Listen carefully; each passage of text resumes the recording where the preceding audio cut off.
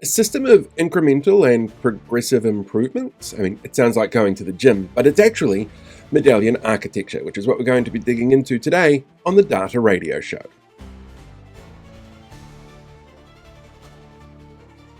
Hello there, welcome to this week's Data Radio Show episode. Now, before we start, don't forget, hit that like, subscribe, share button, tell everybody about what's going on, and hopefully you learn something informative from this.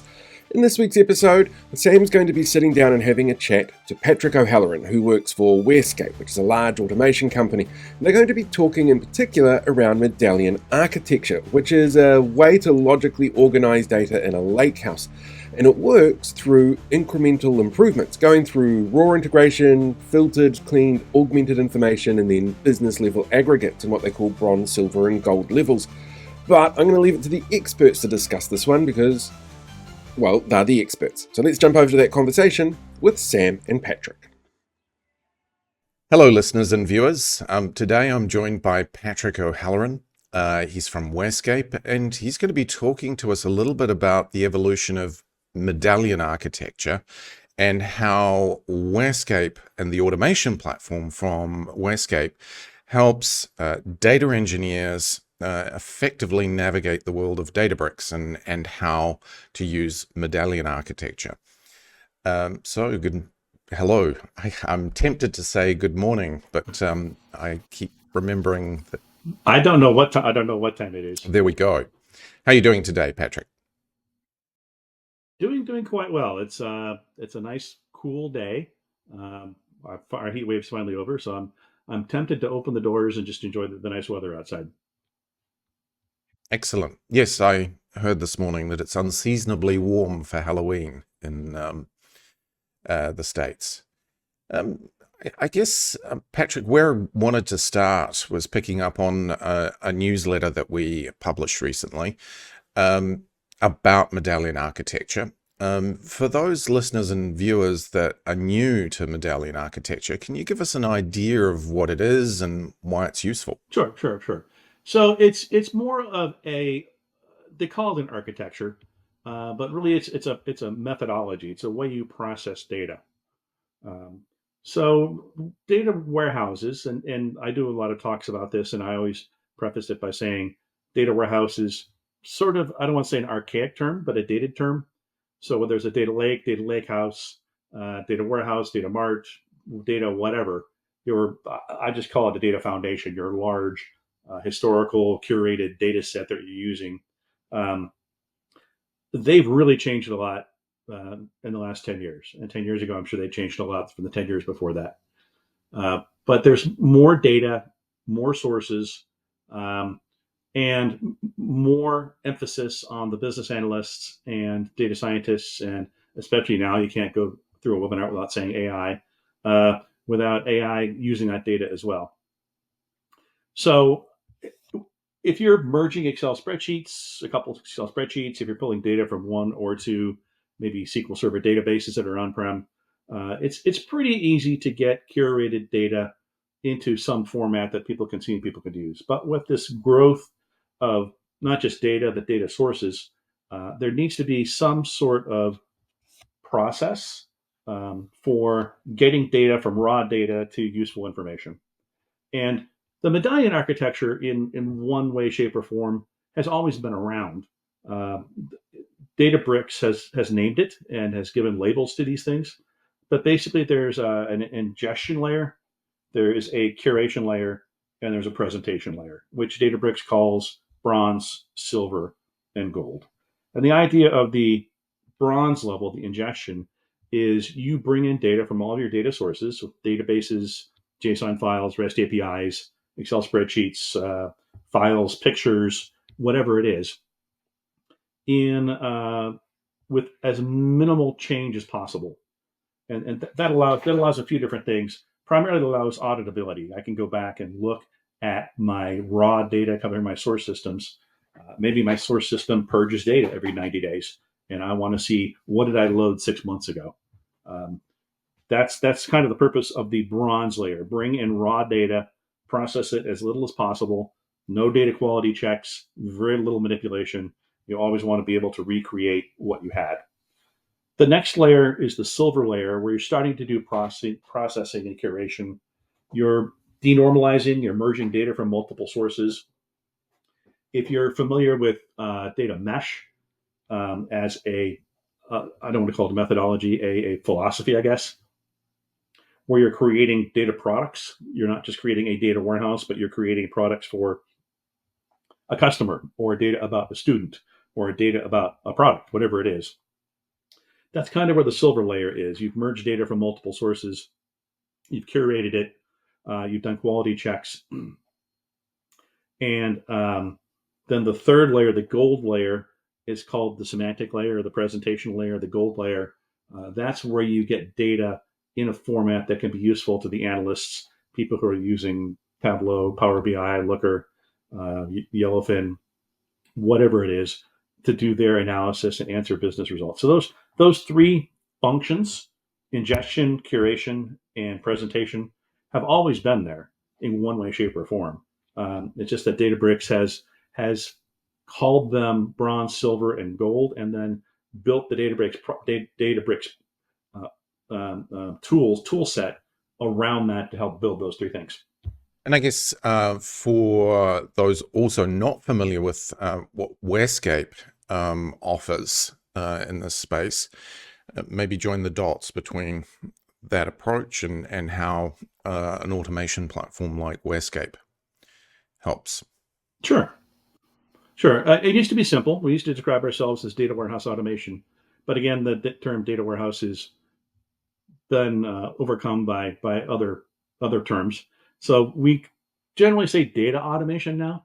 But we started as a consulting company in New Zealand about 22 years ago, building data warehouses, traditional data warehouses. And after building several of them, started building some tools to accelerate that development. And those tools became very powerful. A couple of the customers asked if they could buy those tools. And at that point, Wherescape stopped as a consulting company and began as a software company. So in just a few words, what Wherescape does is we automate the design, the development, the deployment, operation of that entire data foundation. What would be the ingestion, the curation, and the presentation in such a way that makes things very repeatable, very adaptable, and probably the biggest thing is productivity gains, both in terms of development of that initial pipeline of data, going from raw sources to actionable information, but also the maintenance on it as well. If I'm generating code and generating potentially hundreds of thousands of lines of Python code, tens of thousands of lines of DDL and BML and things like that, if I can generate those, I can be pretty sure they're going to work the first time. And we've got use cases of customers who are skipping steps. The QA team is skipping steps because of the automated process in which we generate objects. Quick example: we had a customer that was developing a data warehouse that had something like 300 or 400 objects in it. The QA team said that we don't need to do unit testing on these objects as long as they're generated by Wherescape. We can skip straight into integration testing. So we trust it's going to do what we told it to do. Now the question is, did we tell it to do the right thing? So the integration testing is it doing what we told it to do? They just blankly, the QA team, whose purpose is to test things, specifically said, we don't need to test these. So that's another huge advantage of Wherescape's tools. In addition to the design, profiling of source systems, I could talk for the entire hour about this. Well, I guess you used the Q word there, quality. So I guess this is one of the interesting aspects of how the Medallion architecture is kind of conceived, is managing and improving data quality. Do you want to just talk to listeners a little bit about that? Sure. So the ingestion phase, the bronze layer of the Medallion architecture is, I don't want to call it straightforward, but it's easy to verify that you're doing it correctly. Did I ingest the right number of rows? Can I recreate what I ingested? So that's a fairly testable, quantifiable, provable step that you can do independently of everything else. The next layer, that curation phase, getting into the silver layer, again, you're adding data quality checks there. Um, you may not be at a point where end users can actually use the data because maybe it's in some strange format. Maybe it's not quite denormalized. Maybe there's calculated fields or other things that need to be added, rankings, other things. But that's where the data quality comes in. And the nice thing about having that bronze layer there is if you do discover that you've been doing things entirely wrong and your data quality checks are horrible, you can potentially go back to your bronze layer and have recreate all your data and run through all your quality checks again. And the advantage of a tool like Wherescape is because you're building, I don't know, let's say 50, 60, 100, 200 tables. They're going to hold that curated data. The quality checks and things are built into the automated process. How do I verify that strings are a certain length, that they're not being truncated? How do I verify that the number of rows I've got matches what my source system is? And all those kinds of quality checks can be built into the automated process as well. So the combination of Databricks silver layer in the Medallion architecture of having curated data, being able to derive that data from the bronze layer repeatedly, and the automatedness, the automatability, the automation provided by Wherescape. It says that you can take a lot of manual steps and get your data quality in a much better place. And if it's not, you can redo those steps. Right. I guess part of what prompted us to be having this conversation is the interest level, if you like, around data quality and how you make incrementally, or how you take incremental steps to improve data quality and manage data quality. And this is something that I understand that Wherescape has quite a number of useful tools or mechanisms, if you like, to help with. Could you just give us a high level point of view? Sure. I'd say a year and a half ago, people talked about data governance and access and control.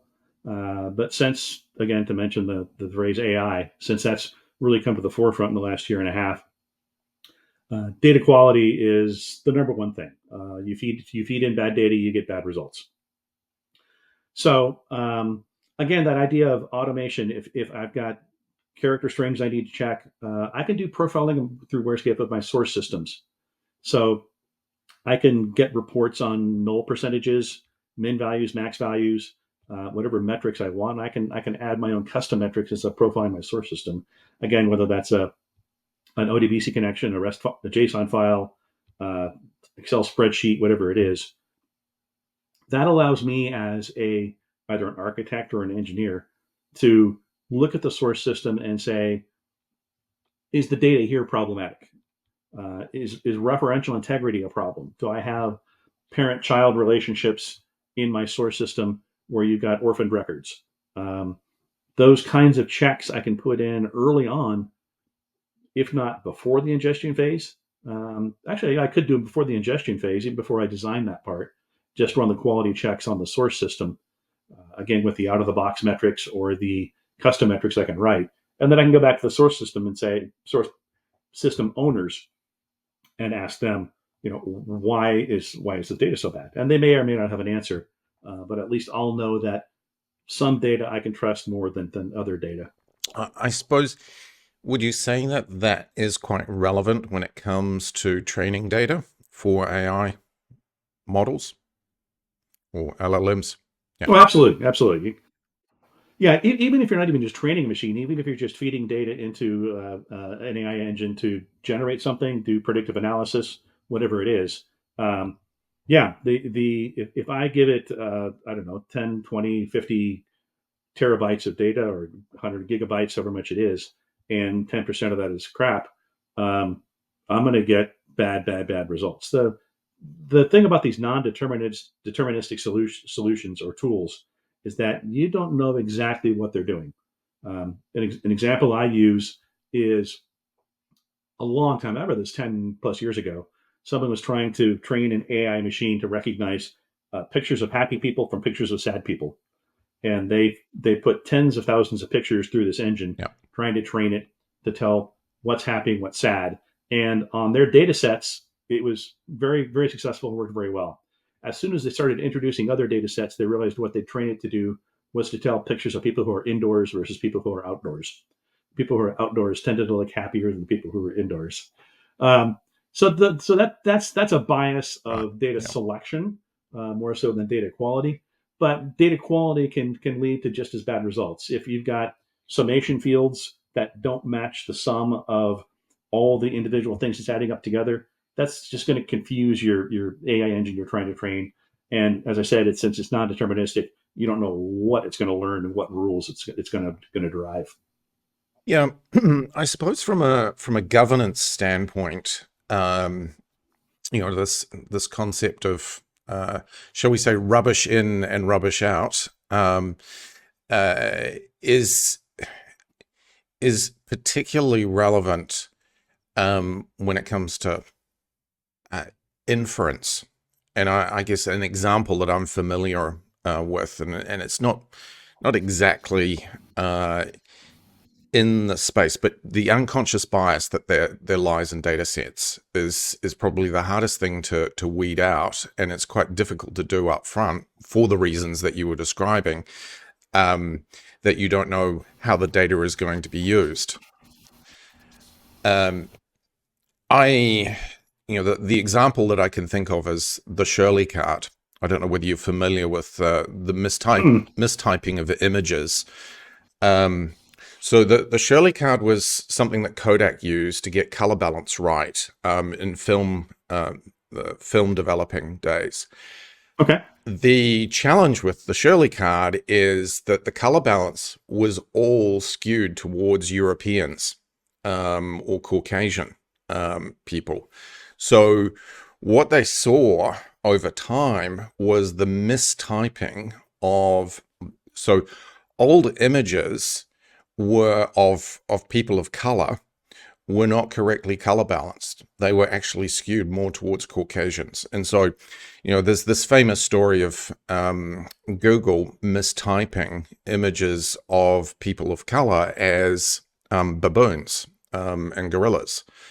And they've still not actually solved this problem, just by the way, as best I can tell. They've just switched off the capability to do it.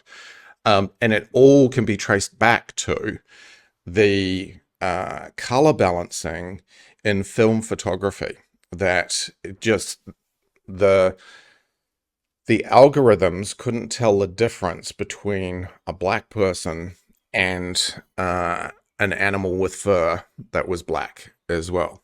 And I guess it's a really interesting example of unconscious bias in data sets that no data quality check is necessarily going to pick up on it. It's only once you've actually been through the entire process of ingesting things and get the wrong results, by which time you've spent a ton of money only to discover that you've got something that's going to generate fundamentally wrong results. I don't know whether you have any thoughts on that. Yeah, that's true. I heard a story about a company that was feeding feeding data into an AI to train it to scan resumes, and they fed it the resume of all their current employees, um, and who were predominantly white and had names of a certain structure and ages and educations of a certain structure. And when the AI machine started rejecting resumes out of hand before a person could look at it, they realized they were selecting people who were very, very similar to the people they already had. So that's that bias. Um, it's, I suppose, again, going back to the difference between QA and QC. Are we doing things the right way, and are we doing the right thing? Wherescape can certainly help with are we doing things the right way? In that the data coming in, we can validate it, help validate it. We can do quality checks, things like that. Now, is that the right data set to bring in? I can't. I suppose someone smarter than me could probably figure out a way to automate that.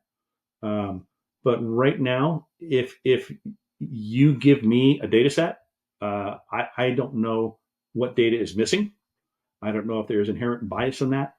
So I'm not sure, other than through some external validation, maybe I could do sampling and look through the results. But we're going to help with the. Are we doing?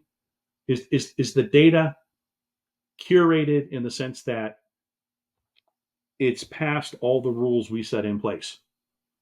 Now, the next question is, did we put the right rules in place, or did we get the right data to begin with? That's kind of out of the scope of what Wherescape does. I'm not sure exactly where that would fit and who would identify that kind of issue, other than people just being aware of it.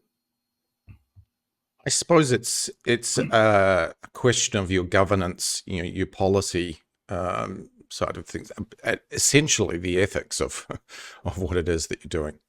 And I guess that's a dimension that data engineers need to take into account. Yeah, I guess you could test it in the sense that you could feed it let's say you're selecting resumes. You could feed it a large set of resumes before that, saying here's the results we expect to get. Feed it a large set of resumes, see what's coming out, and then hope that your internal bias doesn't reconfirm the biases that AI had learned. Yes, exactly. I guess to sum up, what would you, if you're talking to someone about the advantages of Wherescape and its automation and its ability to help you manage data quality using the Medallion architecture, what would be your kind of elevator pitch? That short sentence that's, what makes you unique? So a couple things. One is, as I said before, profiling the source systems. That's something I haven't seen in any cloud-based architecture, whether it's Databricks or Snowflake or things like that. The idea that you can add your own metrics to this profiling. So as I said before, number of rows, min values, max values, average string length, those kinds of things are pretty standard, null value percentages. But the idea is I can add my own, maybe there's a particular code I'm looking for, maybe records older than or newer than a certain date are critical.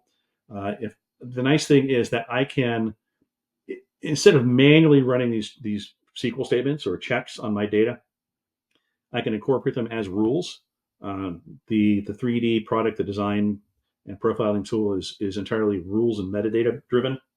I can get that knowledge out of my head. I can get it down into a rule that's embedded in the tool now. Or if a consultant comes in and does the work, they can get that information out of their head, get it into the tool, and it won't walk out the door when they walk out the door.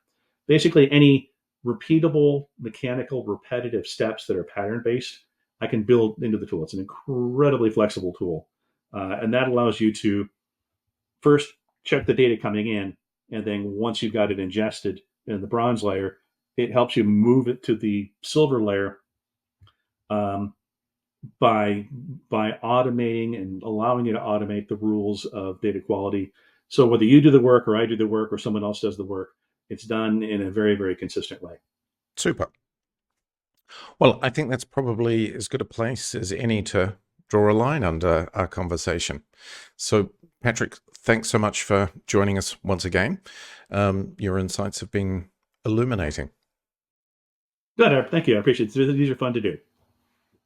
Hey, thanks for checking out this week's episode of the Data Radio Show. And if you haven't already, don't forget to hit that like, share, and subscribe button so you can get more updates from us on all of the things that are happening around the tech data world. And also, don't forget you can sign up for things like our Data Pro newsletter, which comes direct to your inbox with the latest in innovations and information from around the country, the world, the industry, all of those places, direct to you. And there's also our school classroom if you want to come and join the conversation over there and talk to other data professionals, and it's all linked down in the description below, and you can find some of it in our bio as well. Look, until next time, have a fantastic week, live long and prosper, and may the force be with you.